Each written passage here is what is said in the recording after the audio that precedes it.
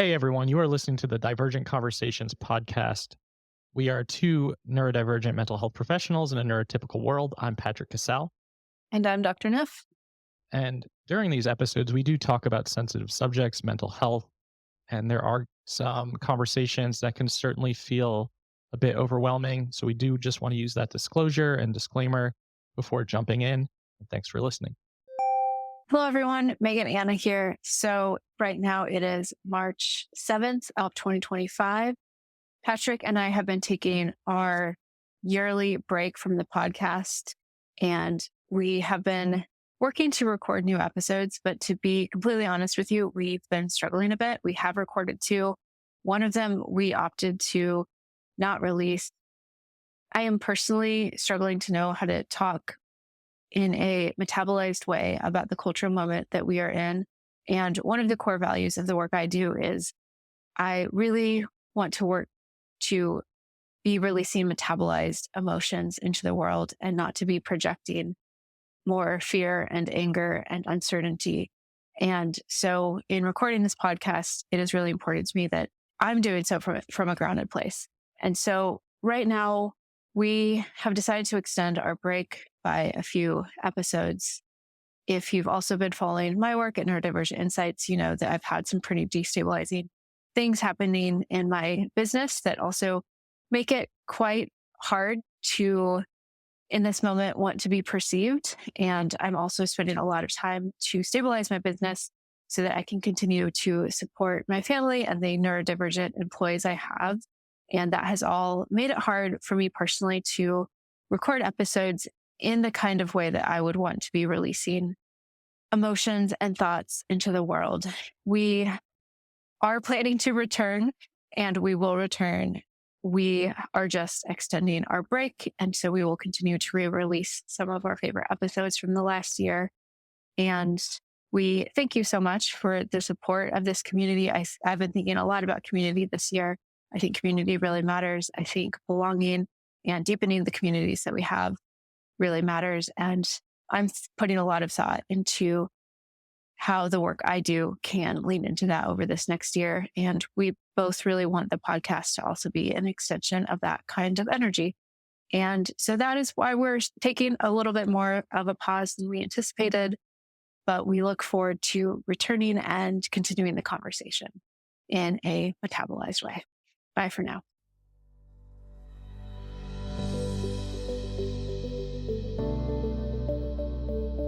Hey everyone, welcome back to Divergent Conversations. Today we are still on our neurodivergent entrepreneurial series. I'm really excited to have a really good friend and colleague, Yunetta Smith, on today, who is a keynote speaker, trauma trainer, EMDR certified trainer. I don't know the terminology. Yunetta, you can correct me.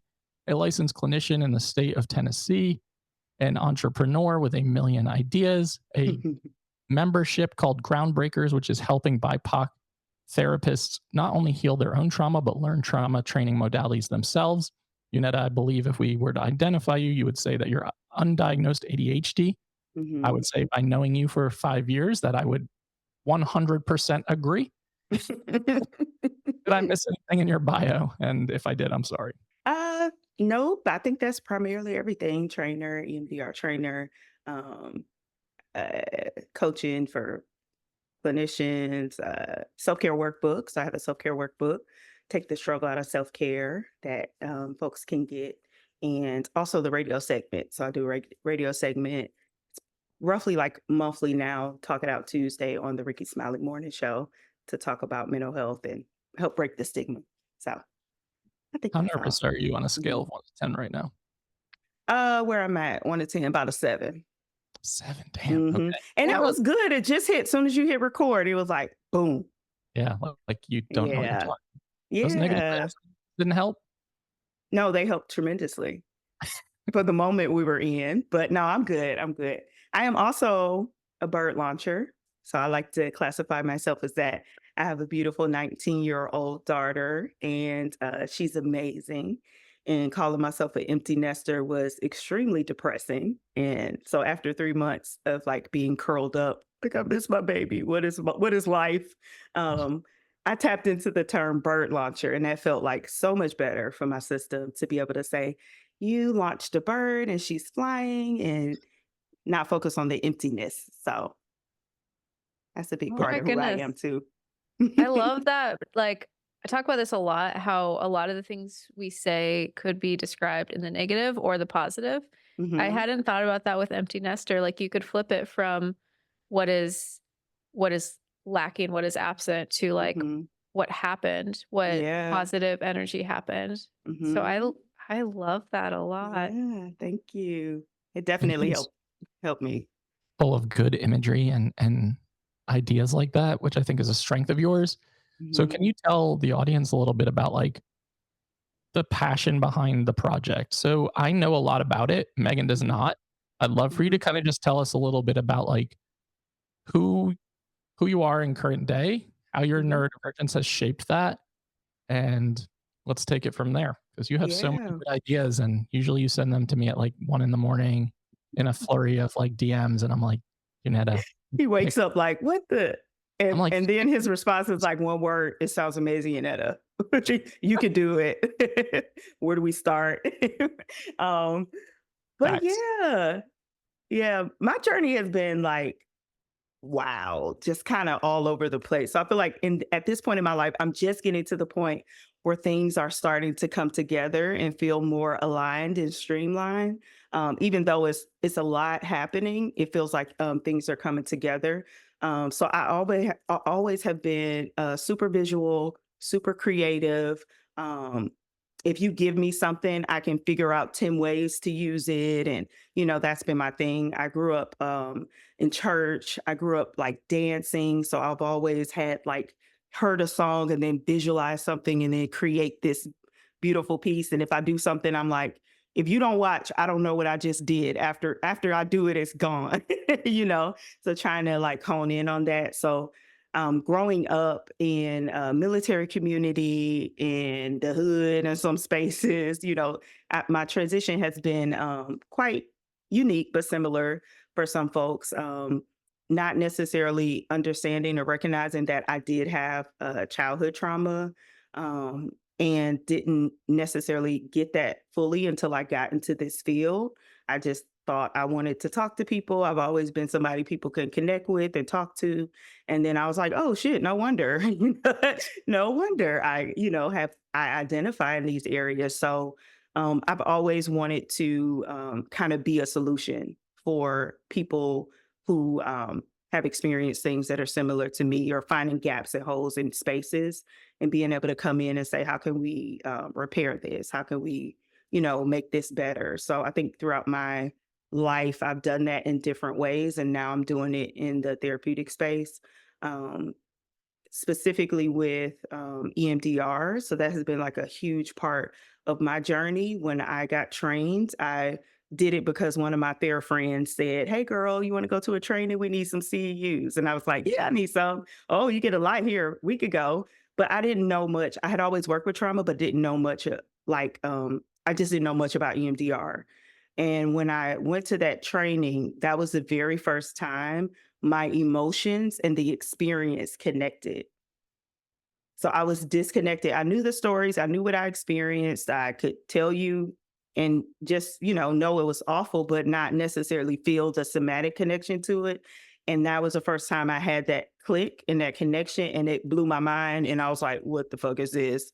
I need to learn more about it. Then I got angry because I was like, why are there only three Black people in this room? And I know all three of them, and why don't we know more about this, considering the history of trauma, that we've experienced? This could be a great tool to really help us heal. So from that point, I just was like, I'm going to take this all the way. I'm going to go all the way and try to help as many people as I can learn about it, primarily and specifically people of color, because it was something that, a lot of people said, we can't do this with Black folks, you know, so. Wait, people were saying you can't do this with Black folks? Yeah, EMDR? a lot of folks are like, yeah, that doesn't work for us. Um, a lot of clinicians, just kind of like in the time when I started, there weren't many people of color trained in this therapy. So that connection that's necessary to do the work, it Yeah. really wasn't happening as frequently. So representation matters. So even seeing somebody like that looks like you, that has a similar background to you, say, hey, this works for me, then I think that created a lot of interest and buy-in for folks to be able to, want to know more about it. Yeah. Yeah. That hmm makes a lot of sense. Yeah. Yeah. When I think about you, Yunetta, I think about you. I mean, you have a business called Groundbreakers, and that's kind of the hmm way I look at you, because you have kind of gone through the ringer in terms of becoming a trainer in this modality, where you've hmm had to struggle a lot throughout the process of like really putting a lot of yourself out there, being really vulnerable, really showing up so that you can create more representation for the BIPOC community to say, hey, we can do this work. We can not hmm only heal ourselves, but we can heal our communities. And I hmm think like I've seen the ripple effect within the work you do in terms of how many BIPOC EMDR trainers are starting to come up. hmm You want to talk about EMDR because I texted you this before we got on here. There can be a Yeah. negative association, especially for autistic folks, in terms of, does it work? Is it effective? Is it harmful? hmm As someone who is neurodivergent themselves, and as someone who is also a BIPOC trainer, there's a lot of hmm masking that goes into that experience, I imagine. There's a lot of hmm code switching. There's a lot of moving through a lot of different spaces and being a lot of different Yunettas. Can you hmm talk about that and how you use a modality like that to support neurodivergent people and how you kind of adapt? Yeah, yeah, definitely. Oh, so much starting out. I remember listening to one of y'all podcasts. I think it was on my masking. And when I tell you, like, it hit me to my core, I was just like, oh my goodness, being able to hear all of the things that kind of go on internally behind the scenes, and not even being able to really put language and words to what I was actually doing, from that neurodivergent perspective. And then also as being a Black woman in spaces, knowing that there are some people that don't necessarily want you to be there, or if you're there, they want you to be there and be quiet, and what happens, like, I work a lot with, like our nervous system, and what type of response that puts you in. I like to talk about the nervous system in terms of like the 5 Fs. I use 5 Fs, which is fight, flight, freeze, flop, and friend. And I think that friend response is a lot that, as a Black woman, navigating these spaces early on, that I felt like I had to do to, sustain, like, oh, if I piss this person off, that's my paycheck. You know what I mean? Oh, if I piss this person off, maybe that may be the referral that I need to be able to continue to move forward in this space. So I've experienced a lot of different things, and had to mask, in a lot of different ways. And I think, especially early on, now not as much, but I notice when it comes up, and giving myself like that grace and compassion, to see whatever it is that's happening in this space.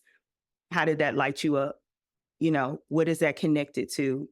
And having that understanding that I've learned through EMDR, being able to like connect and trace back to the origin, has helped me to like know what areas I need to continue to work on, or offer love, compassion, kindness to, or accept. So it's definitely been a challenge. And I mean, I could sit here and honestly say I'm extremely proud of myself for how I've been able to move through it. And the parts of me that felt like that was what was necessary for that time, I can understand, how and why, and not harp on it as much as I used to. hmm Did I answer any of your question? Because You did. I did. Okay. You did. Um, Megan and I play this game subconsciously. Are looking at each other out of our peripherals, like, is someone going to hit unmute? So I was doing Oh, that. okay. No, no, I was just like, you know how my brain works. I do. So knowing how your brain works and knowing that this modality has to be adapted and changed and shifted, how are ways that you can change, shift, like adapt something to better support someone's like sensory system, neurotype, etc.? Like, what are some of the Mhm. ways that you can do this creatively so it doesn't feel like a one size fits all approach? Yeah, yeah. And I think when we talk about, and this don't have to be all about EMDR because there's so many different parts, but I think when I think about why I'm so good, and look at me saying that, you heard me just say that. Oh, look at you. Why I'm so good and confident about what I do is my trauma response has been to adapt in some ways, right? So I've learned throughout my life to be able to read the room, right? And be able to see, what is it safe for me to do? What is it safe for me to say? Where is it safe for me to? So that skill was already kind of encoded in me throughout my lifetime, right? So I feel like trauma wounds create, there are ways that we can operate in those wounds as it being like a resource. And then there's ways that we can operate in a way that it can be further impairing, an impairment to how we function. So I think with everything, there's a flip side to it. So me being able to read a room and me being able to see what is safe has really helped me to be able to attune to the people that I'm in the room with. So as I'm doing EMDR, that attunement is present. And it's not, I always say it's not about me fitting people into a protocol. It's about me learning how this protocol fits into the person, right? So we're going through things that's saying, how does that feel for you? Tapping, is that something that's soothing? If it makes you feel like you're scratching a chalkboard, then we're not going to do that, right? So being able to move through finding what feels good for their system, to be able to integrate some of the resources, being able to, people who have like aphantasia, they can't see imagery, right? Or maybe they can't connect with the emotional part of it. Whatever part they can connect with, that's the way that we move into the work. And it takes time. And it takes knowing that, guess what? I'm not the expert. This person is the expert of their system. And me being able to build their confidence in knowing what they like, what they don't like, what works for them, what doesn't, is really, it can be super reparative. Because most folks who are autistic or most folks who have ADHD have had to live their life like trying to conform and like pushing away what's going on with them to accommodate like neurotypical spaces. So it's almost like we're working on moving backwards and repairing. Like if this was done when you were a baby, we had a conversation in training today, and one of the trainers I'm working with was talking about colicky babies, or maybe this baby was like, had autism and the comfort was overstimulating for them. So it's like, if your parent had known that hugs and love was overstimulating and just like let you be, then maybe this would not have occurred to where you know what I mean? We're dealing with what we're dealing with now. So that's kind of what helps me be able to kind of allow this to integrate into any person that I work with, because I really take the time to see what it is that feels good for you. What does your system need and why? I'm having a flurry of thoughts right now. But one thing that came in my mind when you were talking is like, you were so good at finding people's access points. Like how do we get into your inner world? How do we make this modality work for you? I don't know a whole lot about EMDR, but from what I have heard, I've kind of thought of it as a sort of I know it's very structured and kind of a strict modality. And it's like, well, if it doesn't work for you, it doesn't work for you. But I'm hearing you take it so differently of like, how do we figure out how to make this work with aphantasia? How do we make this like work with you? And in that is so much, like you're saying, so much reparative attunement of, we're not just going to give up on you if this modality in the way it's structured doesn't work for you. We'll find your access points. Absolutely. Absolutely. And it's like, what does that do for somebody's system? Like even you just saying that, I'm not going to give up on you. Right. And how many times has that person had an experience where if you can't sit still, then you just need to go over here, instead of saying, what can I help you? What can we do to help you stay engaged in a way that feels good for you? And there's just not a lot of room for that, just traditionally growing up the way our culture and system and school and stuff is. There's just not a lot of room for that. So being able to create space for that. And I think that's just my personality too. Like, tell me I can't do something. Like I will struggle with something forever. until somebody says you can't. Oh, you said sometimes I'm like, hey, Patrick, tell me I can't do this just so I can get what so I can get mad enough to make it happen, right? So that's how I view it. Like, oh, it doesn't work for this. It doesn't work for me. And I want to know, I want to get curious about what didn't work for you? What didn't you like about it? What happened? And usually if you lean into that with curiosity, not in a defensive way, like I'm going to make this work for you, but if you lean in with curiosity, you'll be able to find what it was. And it's like, no wonder it didn't work for you. Like, yeah, that wouldn't work for me if I didn't like that and somebody did it, duh, right? But the clinician has to be able to lean in with curiosity. And I think a lot of times clinicians have this sense of, I'm the expert and I have to be perfect. And if something is not working in my space, it has to be that other person. It can't be me. And that's when you're dealing with your own shit and not self-aware that you're in this space too. So if something isn't working, it's something that both, on both ends that's happening. You got to get curious about what that is. Yeah, I love that. I had a Mhm. reaction, physical reaction when you were talking about like people who couldn't sit still. You just get thrown over there, and Mhm. I'm like, yeah, that's me every second of every Yeah. day. But I like that perspective on something because I think it is about just like real like leaning in with curiosity, being really open to the experience and like not looking at these things in a black and white context. And I think that's super important too. So it doesn't feel so Mhm. rigid. So it doesn't feel like Mhm. it's very constricting or confining.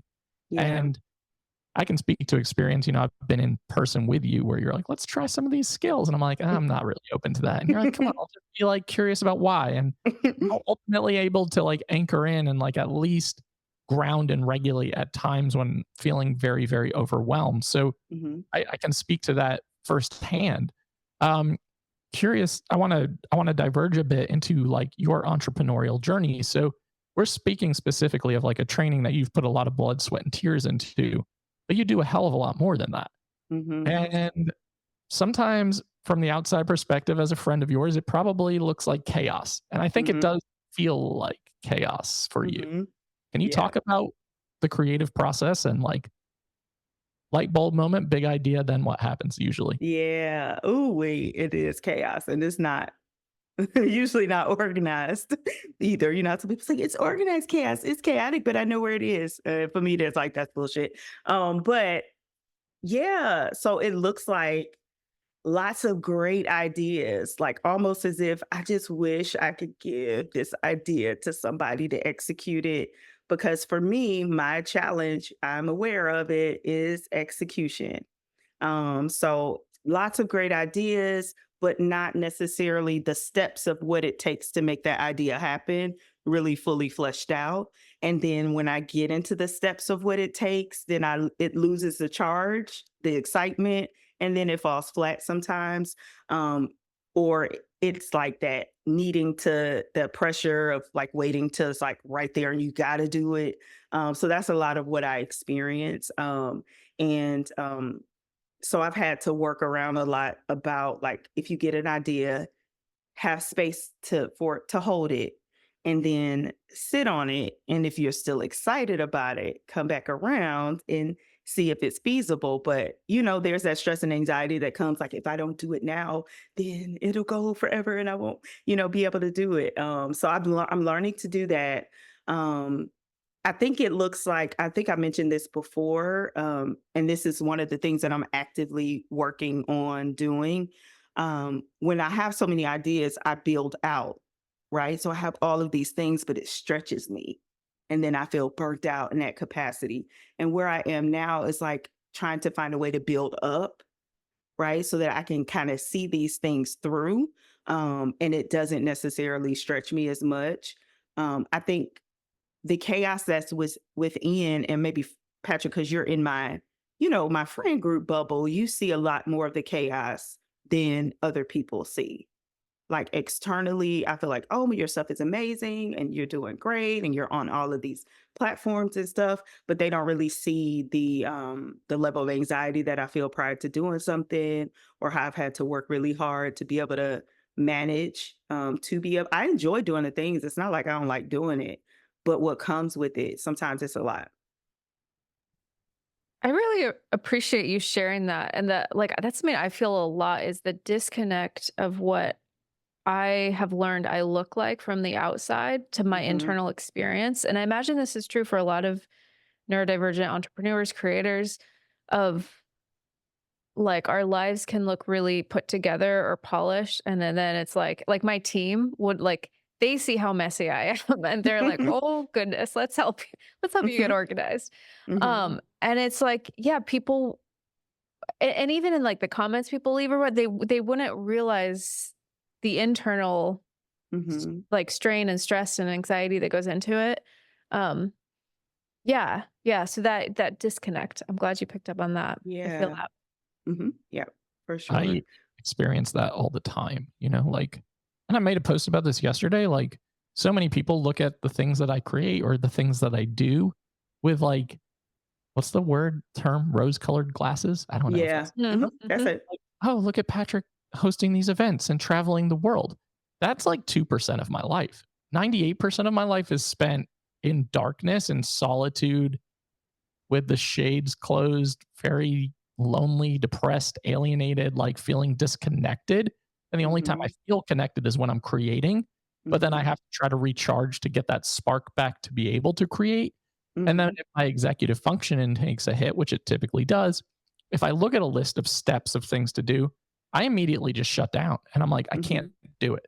Or I have to delegate it. But then I get really impatient because it's not being done fast enough, but I don't know how to do it, and that mhm, leads to like complete and utter, it's not paralysis, I don't wanna use that word, mhm, um, To but it like is collapse. really, yeah, exactly, it's collapse. Yep, Yeah. mhm. it's Yeah. collapse. And I collapse, Yeah. like, laying on my couch watching the same 4 shows over and over and over again, thinking about all of the ideas that I wanna put out into the world, but unable to actually follow through on them, whether it be because of executive functioning, the inability to know what steps to do. Someone Mhm. sent me a laundry list of steps on how to self-publish a book the other day. I looked at it for 10 seconds and I immediately was like, "No, there's no Yeah. fucking way I'm doing this." Like, there's Yep. just no way. Yeah. And I think it's like it's almost like so when I view things, I view it as, the visual that I'm getting is like that wiring. So I talk a lot about like wiring and rewiring and what that looks like. And I think when it comes to what we need when you think of like that neurodivergence perspective and then that nervous system, like how they're so like interconnected. And what I love about what we do with EMDR is like looking at the belief that we have about ourselves because of what is showing up, right? And that could be attached to anything, and that can kind of shift and change. Like we can rewire that to make it more adaptive, and making something more adaptive doesn't change what's happening. Right, so that doesn't change that, "Oh, I need to recharge," or "I'm sitting in the" but what you think, feel, and believe about yourself because you do that changes. You know what I mean? And I think before doing some of this work, there could be, like, a lot of guilt and shame that you hold to like, you look at yourself and have and hold because, "Oh, I'm doing these great things, but then I'm in the dark and I'm feeling really low." And there could be a lot of guilt and shame attached to that, or it could be, "Oh, I'm honoring myself and this is what my system needs. And I can give myself what I need, or I'm worthy of having the time and space to be able to do this for myself. You know what I mean? So I think as I'm growing and learning more about this, I'm seeing that it's not necessarily that I need to change and I need to stop doing this. It's what I think, feel, and believe about myself because I do that.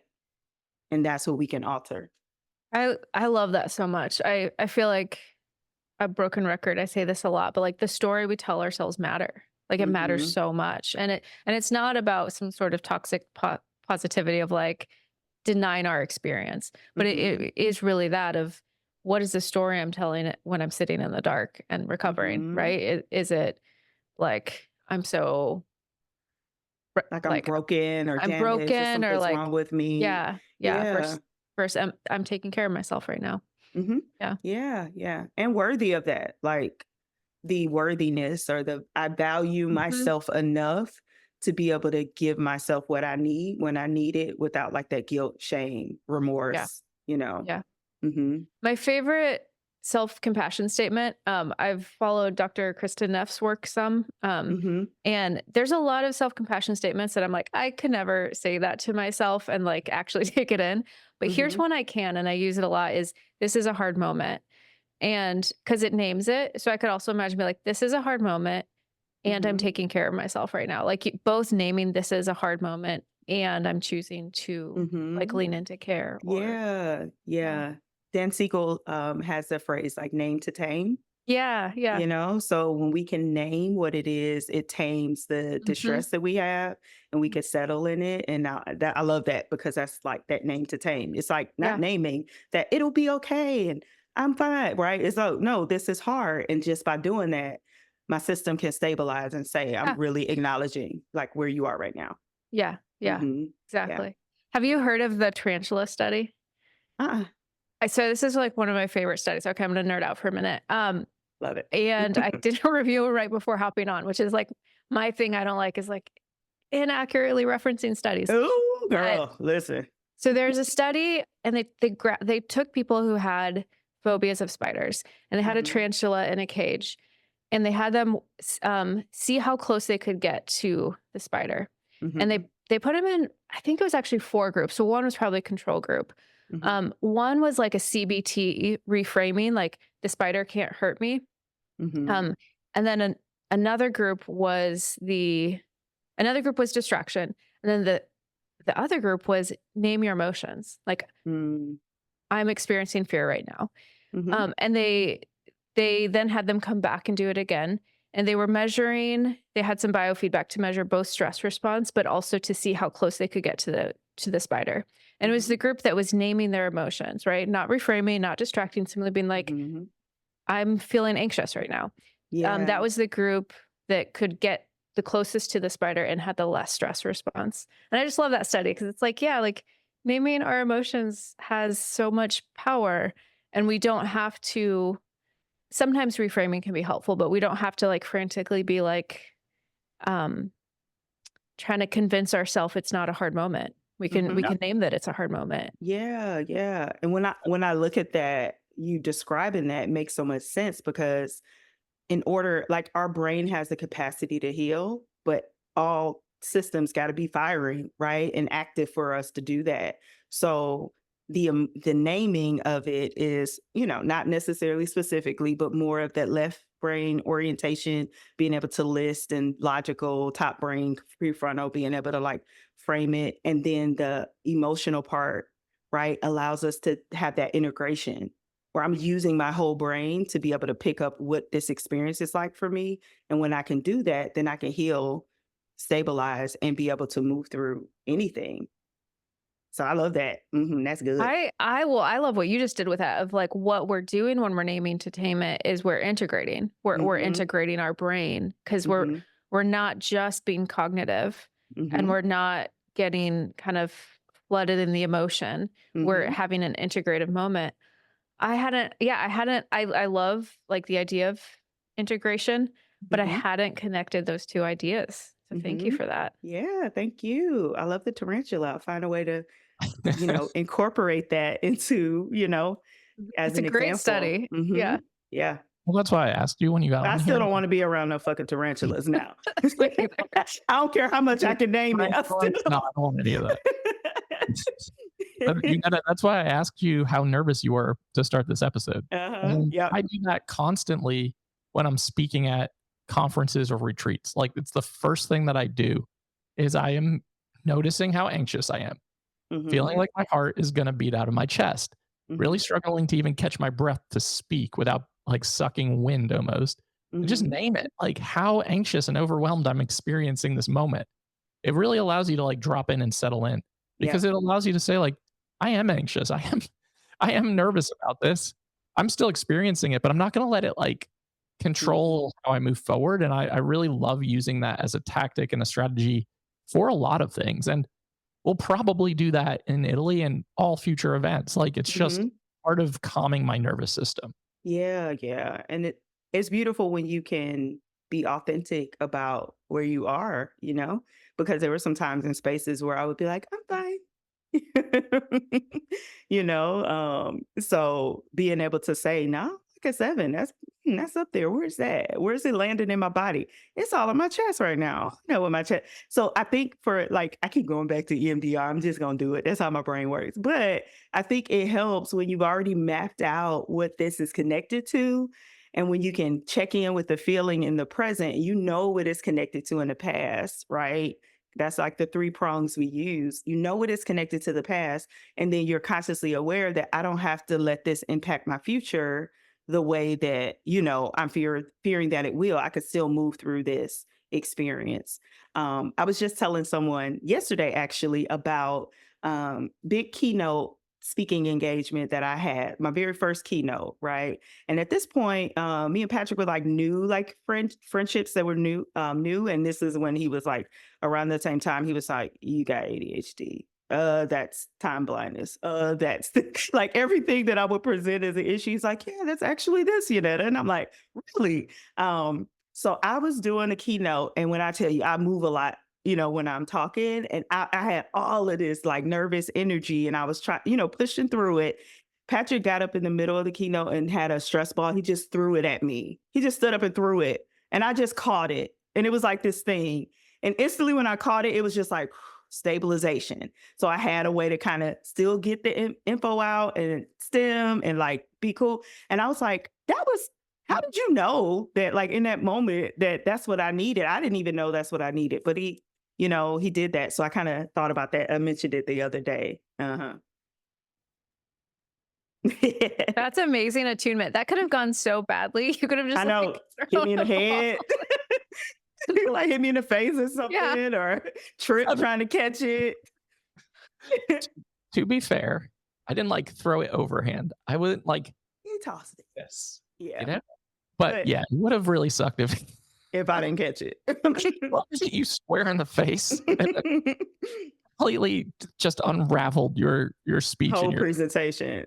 Yeah, you would not be friends right now. We would not be having this conversation right now if it had gone that like way. a jerk. He just hit me in the face in the middle of my speech. I want to do the same thing in Scotland. That's another, thing that you didn't talk about. And I think you're one of those people who tend to like keep these accomplishments hidden or smaller than they should be. And, Yunetta is our keynote in the Scotland summit that I'm hosting next July. And I think, having seen you speak publicly multiple times, you're one of the most engaging public speakers I've ever experienced. And I just want to name that right now as we're sitting here, because for me, I've learned so much in terms of how you show up and what you present and how you show up to the world. And I just give you a ton of credit because I know behind the scenes that inner critic can be really harsh and it can create a lot of stress and overwhelm. And yeah, thank you, Brian. Yeah. Appreciate it. Yeah. Yunetta and I refer to these as gut punch moments, where she's like, do I need to gut punch you right now? And your inner critic is telling you you suck at A, B, and C, and you've done it a million times. I'm like, Facebook actually banned several of our posts because it simply represents violence. So they were going to like disable my account for inciting violence. And I was like, okay, we got to think of another way to say gut punch without get my page shut down. So thank you. Thank you for that. I definitely appreciate it, receive it. And I enjoy that, being able to have that opportunity to travel and to speak. There's that part they could be like, oh, they're just asking me to speak because we're friends and we've developed this friendship. And, that imposter can come in and, but, having done it a few times, seeing like the reviews that come, from the participants as a result, and being able to like see people really resonate with it and, see themselves differently, move differently in their business has been incredibly rewarding and helpful to my my growth, so I love it. Don't stop hiring me, okay? Because I still got a couple more places I want to go. Sure. I'll make a notation on that. Real quick, as we're kind of wrapping, we went over EMDR, we went over keynote speaking, we went over your workbook. I want you to kind of tell the audience about Groundbreakers, because I think that's one of the most important pieces of the entrepreneurial journey for you because of the vision behind it. So tell people what it is and why you created it, because I think it's really powerful.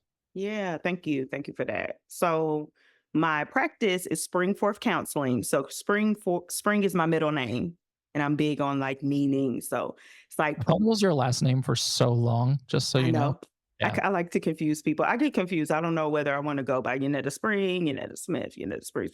So we just put them together. Now I'm just using it all, and it's very long and annoying sometimes, but I'll figure it out. But when I created that practice, it was about supporting people like navigate changes and how, helping them to grow and be able to spring forth right into new spaces. But then when, I got into the EMDR space, I realized like some people can't spring forth because what their lived experience is like, their history, their background, culture, demographic. There's so many systemic things that are keeping them down and like blocking their ability to spring forth. So then I was like, we need to break ground. Like I want to be able to break it up from the top to open it up, so that people can grow, so be able to break it. So that's what Groundbreakers came from, like being able to break ground for individuals who are marginalized and in spaces where they just don't have access to be able to, have their needs met or be able to heal. So I started with a directory, and I wanted to be able to identify as many Black and Brown folks who were trained in EMDR. A lot of people who want to be consultants, because there's a process of getting trained, getting certified, becoming a consultant.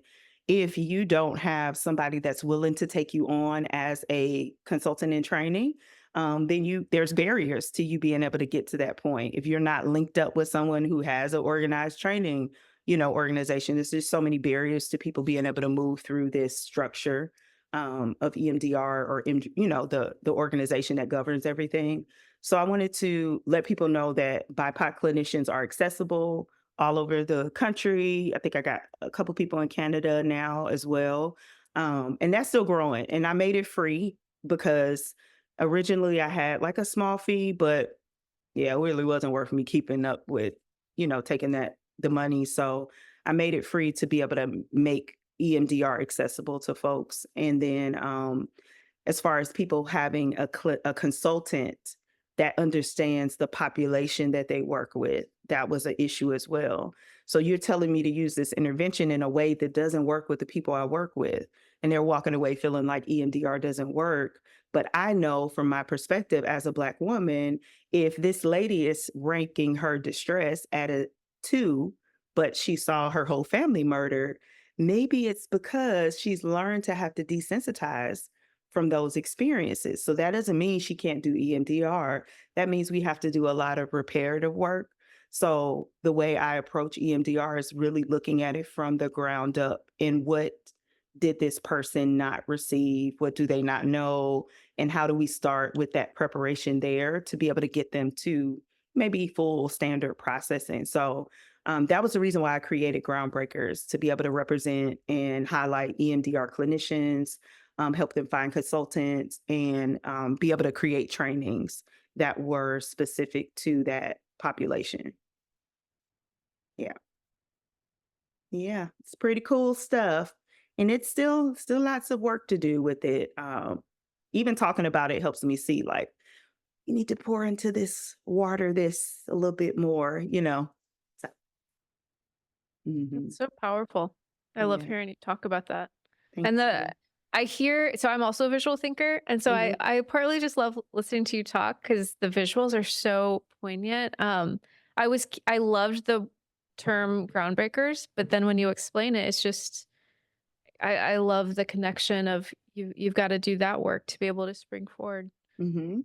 Yeah. Yeah, yeah. Really And powerful. a lot of times, with communities of color, marginalized communities, there's a sense that you aren't well because you don't want to be well, Mm.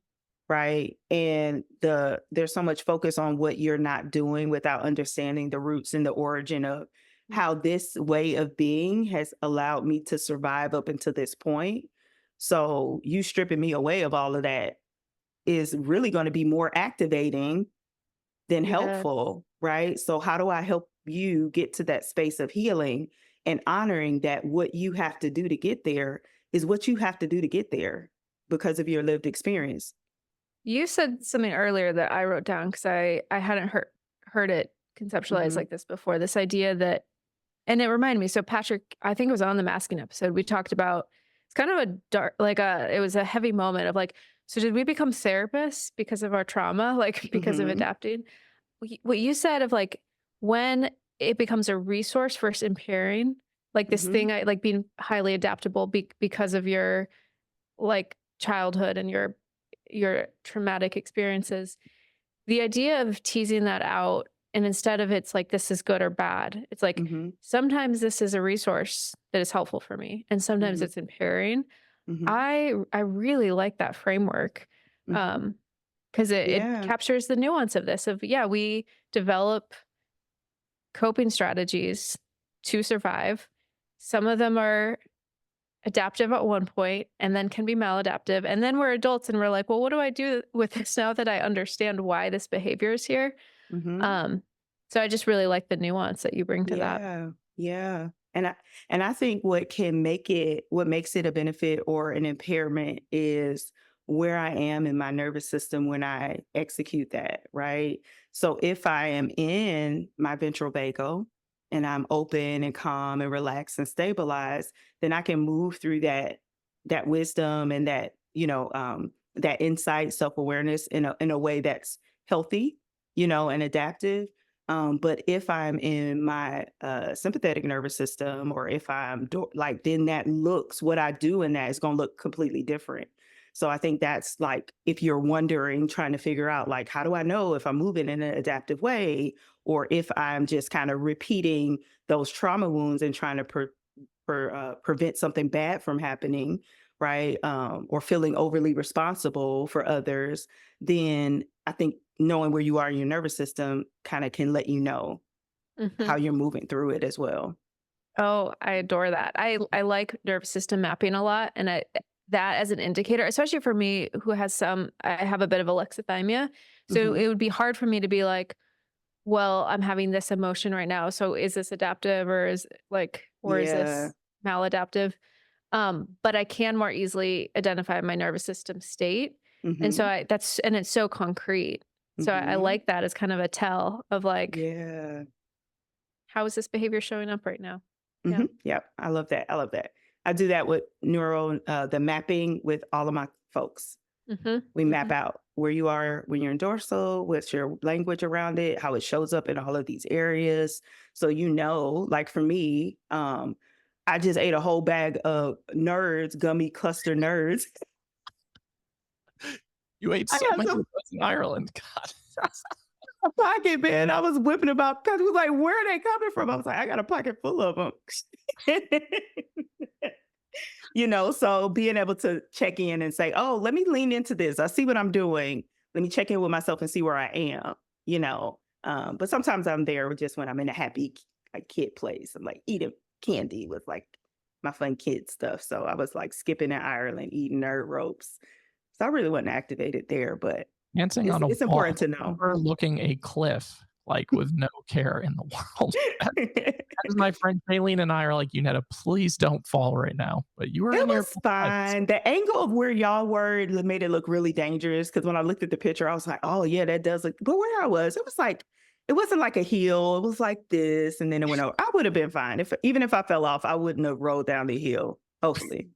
I had rolled down the hill. I would have liked to get it on video so we could laughed at. As I die, so you can Well, document my death.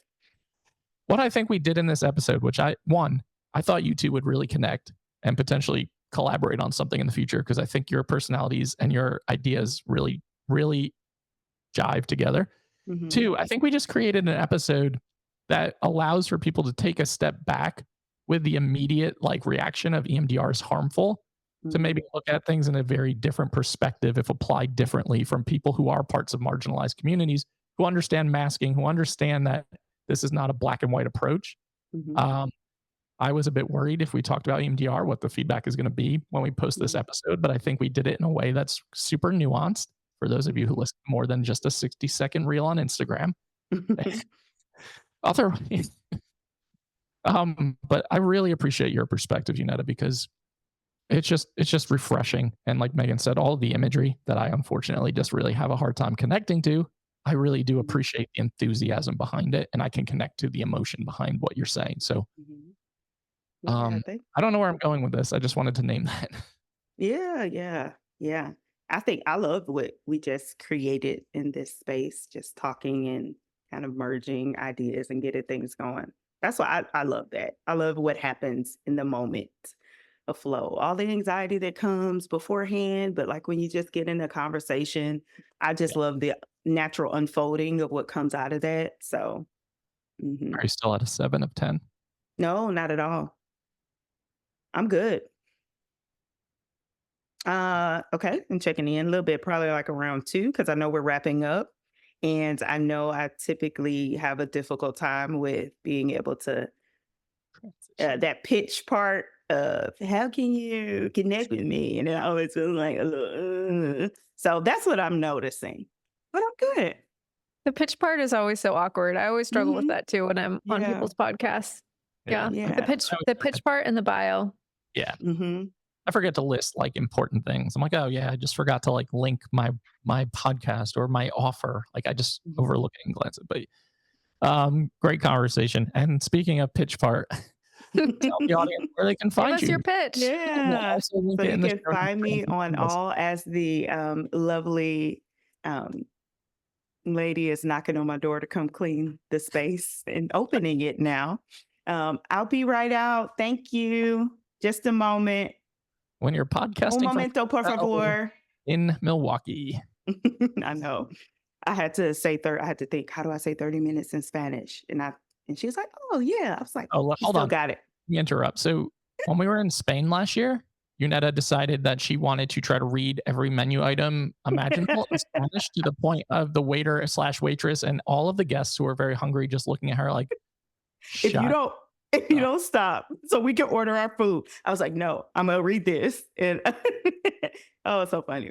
It was funny. So everyone can find me at YunettaSpring.com, Yunetta Spring Smith on all social media platforms. Groundbreakers Therapy is my groundbreakerstherapy.com or Groundbreakers Therapy on all platforms if you're looking for an EMDR therapist.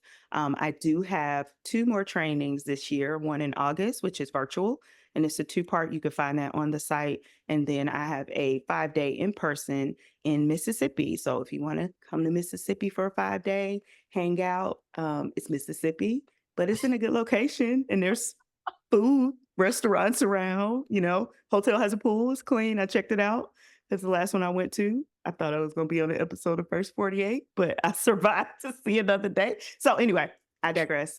You can find me on all those platforms. Take the Struggle of Self-Care. It's on Amazon, and you can get my book there and just connect with me. If you want to get more insight on EMDR, you can text EMDR to 33777 to join my mailing list, and I send messages out every Friday. That's impressive. I need to get me one of those situations going on. Mhm. All of that information will be in the show notes so that you have easy access to everything Yunetta just listed.